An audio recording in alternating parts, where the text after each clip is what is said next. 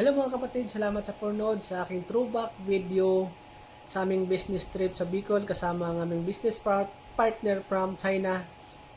And don't forget to like, share, and subscribe to my YouTube channel, Buhay Ahente. Thank you so much. Bye-bye. God bless us all. Stay safe.